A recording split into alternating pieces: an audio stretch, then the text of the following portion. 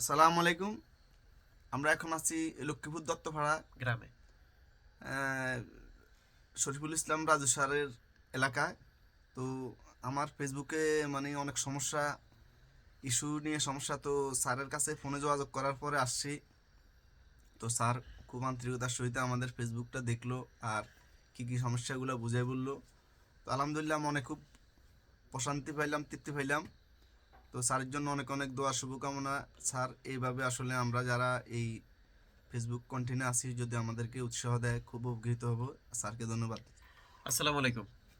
আসলে আপনাদেরকে আমি আন্তরিকভাবে অভিনন্দন জানাচ্ছি যে এই তীব্র শীতের মাঝে এত কষ্ট করে আহ, সুদূর রায়পুর বাসাবাড়ি থেকে আসার জন্য।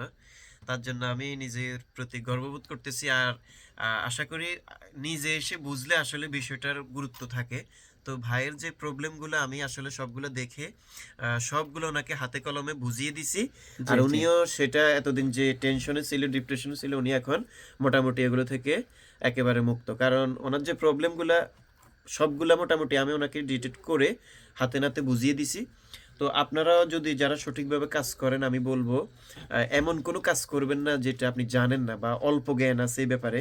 তাহলে কিন্তু ওটা প্রবলেম হয়ে গেলে আপনার ওই কাজে কখনো সফলতা আসবে না। মানে আপনি আর্নিং করবেন, চোখে দেখবেন আর্নিং হয়, ওটা কখনো পকেটে আনতে পারবেন না। তো আমি বলবো একটু আশেপাশে চোখ দিয়ে হোক, যেভাবে হোক আশেপাশে মানুষের খোঁজ নিয়ে হলেও একজন সঠিক মানুষের শরণাপন্ন হওয়া উচিত। তো ভাইকে আমি অভিনন্দন জানাচ্ছি, আসলে উনি কষ্ট করে আসছেন। আশা করি ওনার এই শ্রম বৃথা যাবে না। শুভকামনা রইল। আর আমাদের আরিফ ভাই উনিও মোটামুটি কাজ করে। রিসেন্টলি ওনার কয়েকটা কন্টেন্ট কিন্তু ভাইরাল খুবই আমি দেখছি।